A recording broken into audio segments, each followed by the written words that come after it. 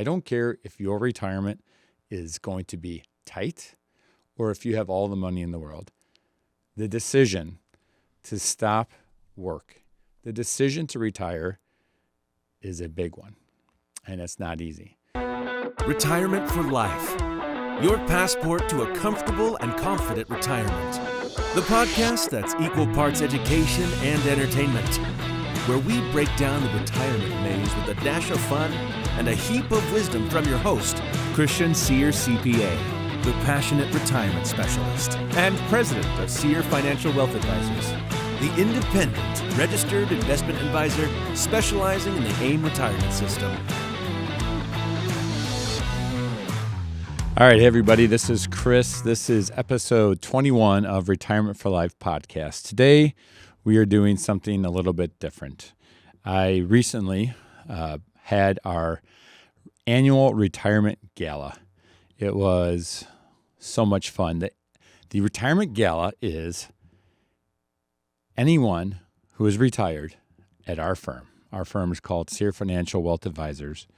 We're an independent retirement-based solutions-facing firm, the idea of which is to help people retire using the AIM retirement system. We do not, at our firm, and I've talked about this before, we do not have a lot of events. I know a lot of financial advisors, the goal, one of the things that financial advisors love to do with their retirees is to keep them and do anything they can to keep them. I talked to a family friend who has another advisor, and they're going to a whiskey tasting with their advisor next month. And that's all well and good. We at Sear Financial, our feeling is that I don't know if you need to go to a whiskey tasting with your advisor, but what we do feel is like a family. It's an unusual transformation when you run a business. You're young at first, you're hopeful to get clients, and then at some point you come to the realization that you have developed friends. It's been 10 years, 12 years, 15 years, and the people that are clients have now become family, which may sound cheesy, but at the end of the day, that's the reality. And so the Retirement Gala is the opportunity for everyone to get together once a year, and we have fun. We had a band, we had food, we had a winery giving out bottles of wine. Brooke, you had an awesome photo booth. That was fun. Yeah, that was a lot of fun. We took pictures of everybody. They dressed up in hats, and it was a luau theme, right? Yep. Anyway, A lot of fun. Every year, I give my annual speech. It's a welcome speech. Last year's Retirement Gala was 99% perfect. The reason it wasn't 100% perfect is because my speech last year in 2023 lasted 35, 40 minutes. How long do you think it lasted? Yeah, it was up there. It was too long. So this year I made a promise to my staff and to myself that I was going to do a short, right, Brooke? Short. Yep. A short speech. So all this is perfect. The day of the speech, I'm practicing my speech. And lo and behold, despite what I wanted to do, I built a 40-minute speech. So I had to take out the entire speech for this year's event because I did not want to bore retirees with a 40-minute speech. However, there was a lot of great ideas in there. And so I wanted to share those with you today. It starts with a story.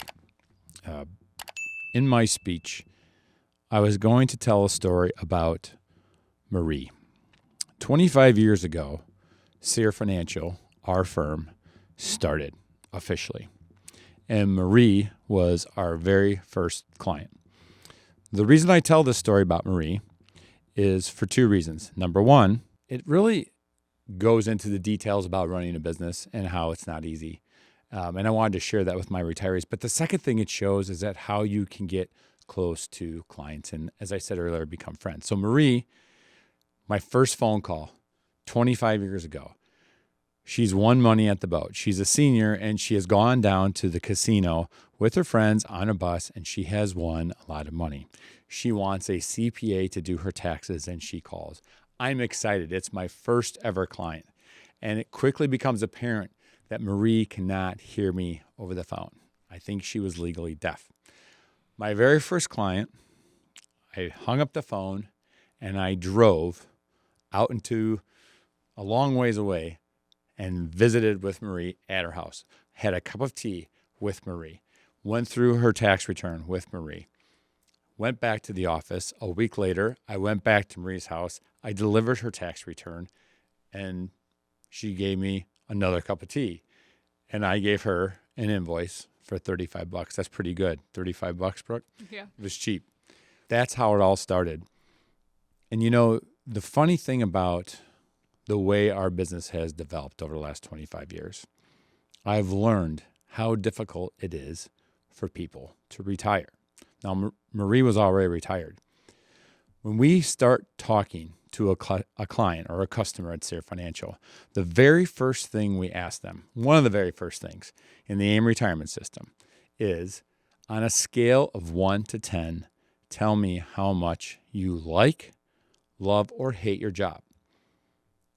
We had a client this year, Mike, who joined Sear Financial. He became a client of ours in his first meeting in the AIM retirement system. So the last 2 episodes of this podcast have been about the AIM retirement system. That's a process. In the midst of the first connection meeting, that question is asked. Mike says to us he rates his job a 2 out of 10. He despises his job. He hates his job. The next session we have with him in the AIM retirement system is what? If you've watched the podcast, you know the AIM retirement system. The next visit, about 2 weeks later, is the strategy visit. And our team is excited because we have put together a plan for Mike. Turns out Mike has done a great job saving money over the years. And the staff is excited because we are going to present a plan to Mike where he can retire. He can stop working. He doesn't have to go back to that job that he despises, that he rates a 2 out of 10. We tell him he has a 99.9% chance of retirement success and that he can go to HR tomorrow and put in his papers. And what does Mike say? Does he say, absolutely, I can't wait, let's do this? He says, no, I'm nervous. I don't know if I can do this. You know, people have worked their entire lives, and one day you just tell them that they can leave work, they can stop working. I don't care if your retirement is going to be tight or if you have all the money in the world. The decision to stop work, the decision to retire is a big one, and it's not easy. So I complimented everybody in the room at the Retirement Gala because everybody in that room was there because they had either retired or they were with somebody that night that had retired. They were a guest of a retiree. You see, it's not easy to retire. Even if you have saved up money, even if you do have professionals with the top certifications in the retirement industry telling you that you can do it, it's still a difficult choice, especially when we have these concerns. Now, people are concerned about a lot these days. They're concerned about taxes. They're concerned about inflation. They're concerned about who the next president is going to be. A lot of retirees are thinking this world that I live in right now is so much different than what I would like it to be. What about this next generation? And what about wars in distant lands? All these things are valid concerns. But I reassured the group of retirees who are going through the AIM retirement system, an ongoing process that never ends. You are going to be okay. We put up guardrails. We did an episode about black swan events. Black swan events, as you know, are those things that will happen during your retirement. Could be 2 times during your retirement, could be 4 times during your retirement, who knows? These are going to be events that are going to be unsettling. These are events that are going to be bad for your portfolio. The AIM retirement system specifically is built to put up what I call guardrails. Okay. Yes, there are going to be bad times. And yes, you're going to see times when your statement goes down. But if we have put in the proper guardrails, you should not have to worry about inflation. You should not have to worry about who is in the Oval Office next year or 20 years from now. You should not have to worry about taxes. A good retirement system, if developed properly, puts up guardrails so that you can do what you should be doing in retirement, which is getting experiences, enjoying yourself, having purpose. So I told this to the group, and I'm seeing a lot of people out there shaking their heads saying, yeah, I feel good about that. But I saw a lot of people when I mentioned the idea of being active, having experiences in retirement, having purpose in retirement. I saw a lot of faces in the crowd that were kind of, I don't want to say embarrassed, but they felt like that wasn't them. And I'll tell you why. You see, the next thing I told people is I put up the one slide of the night. It's about the 5 things that people need to do in retirement. And unfortunately, a lot of retirees don't do these things. One of the hardest things as an advisor is when one of your clients, one of your retirees passes away. It happens.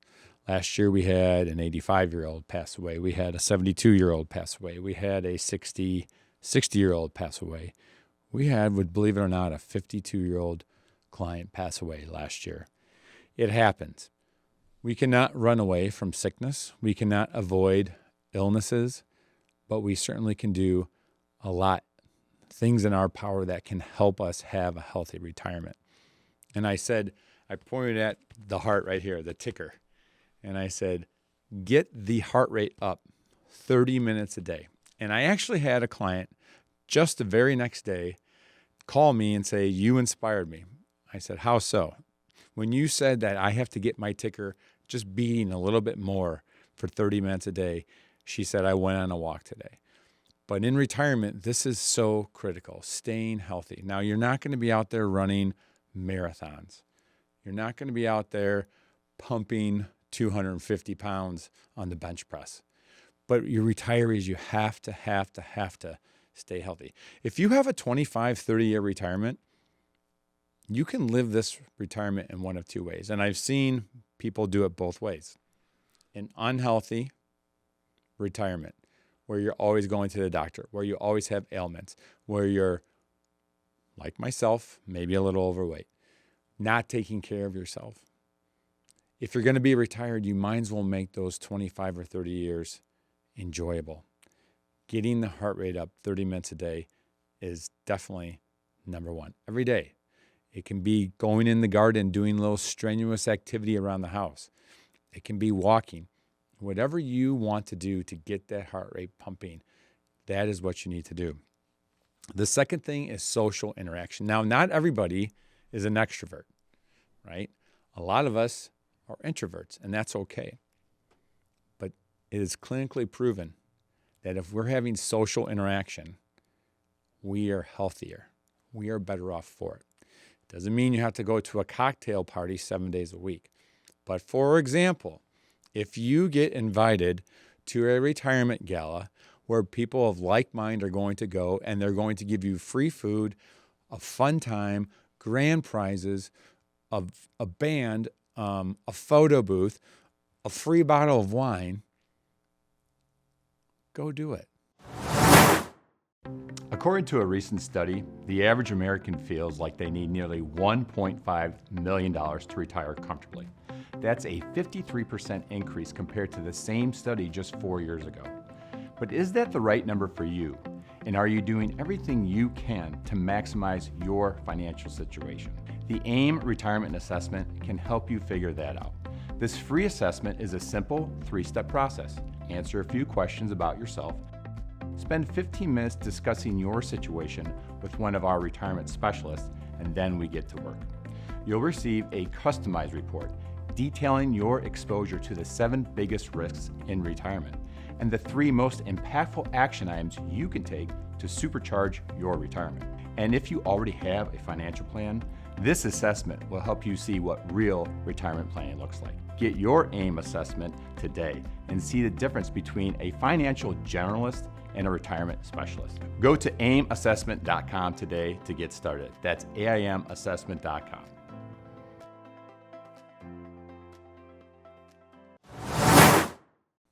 Go do it. Say yes to things. It's about having experiences.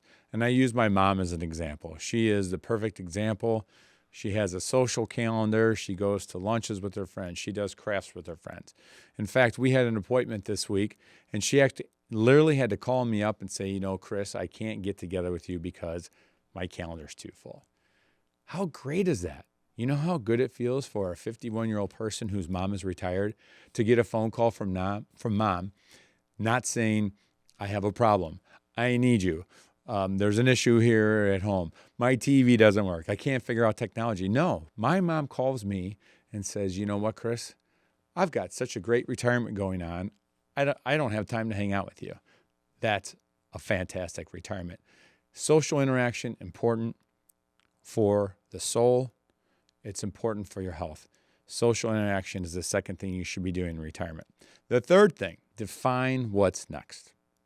I told my retirees at the Retirement Gala this year, retirement is not your final chapter.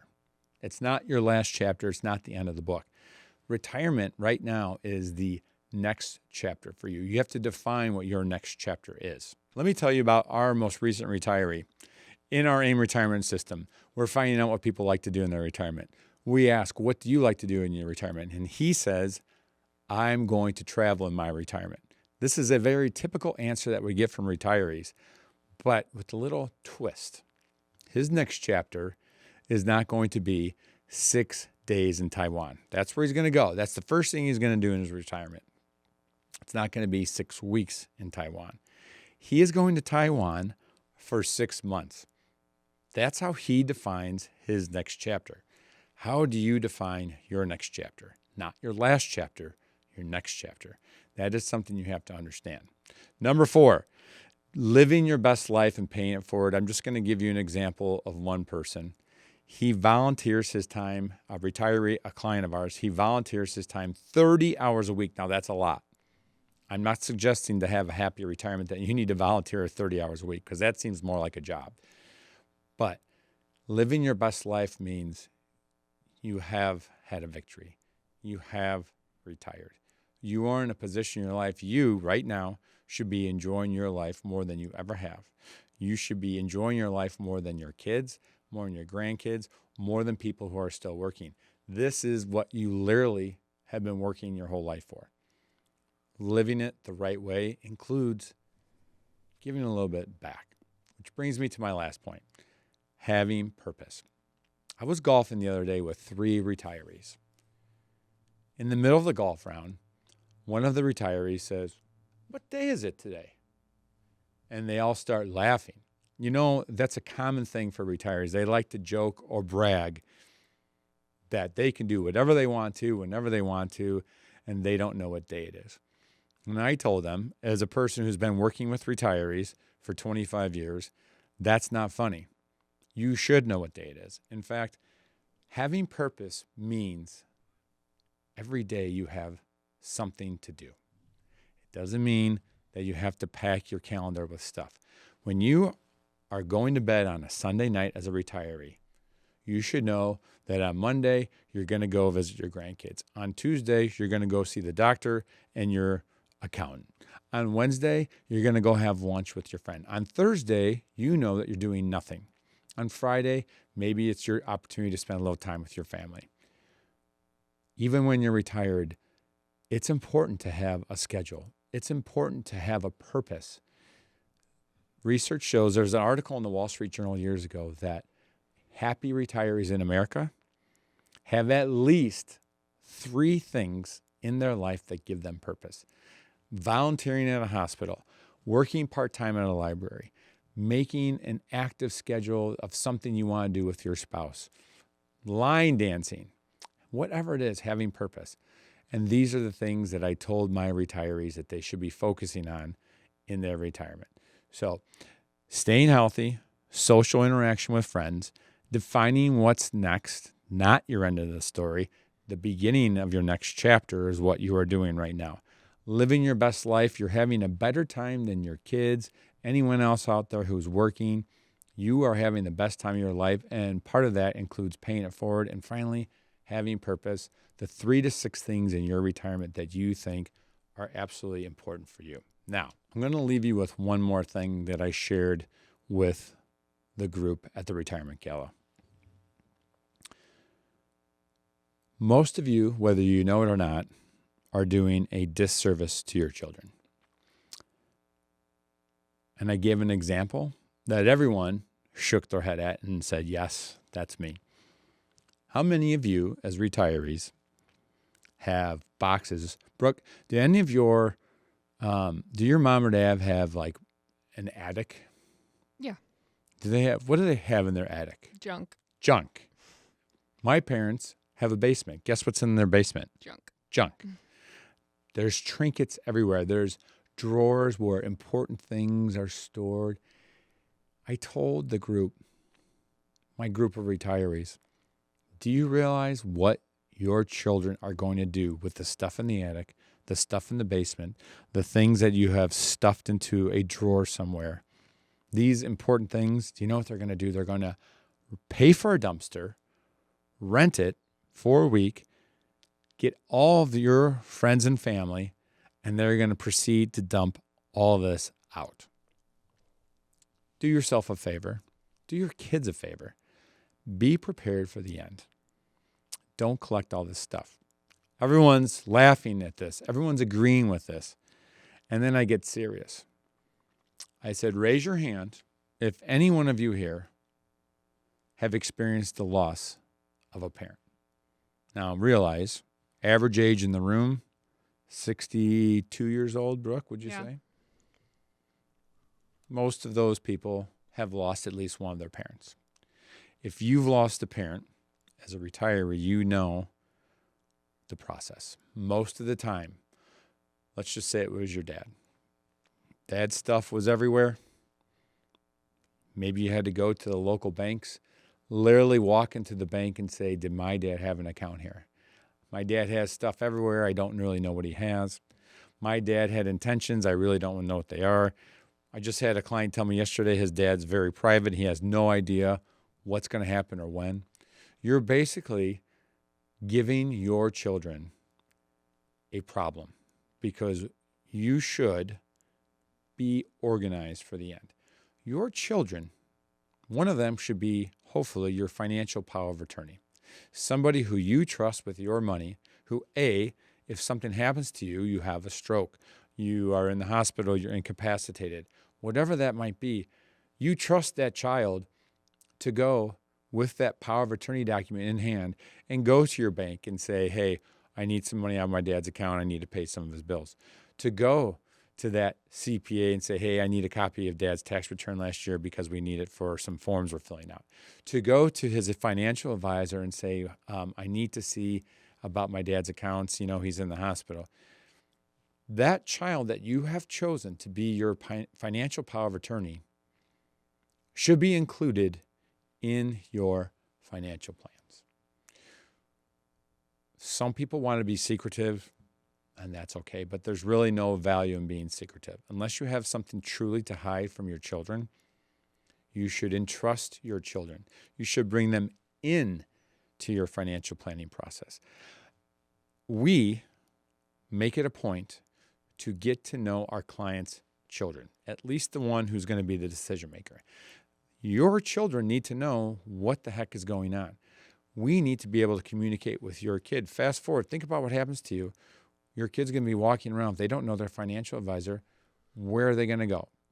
How are they going to know what you, mom or dad, what your plans were? Do your kids a favor.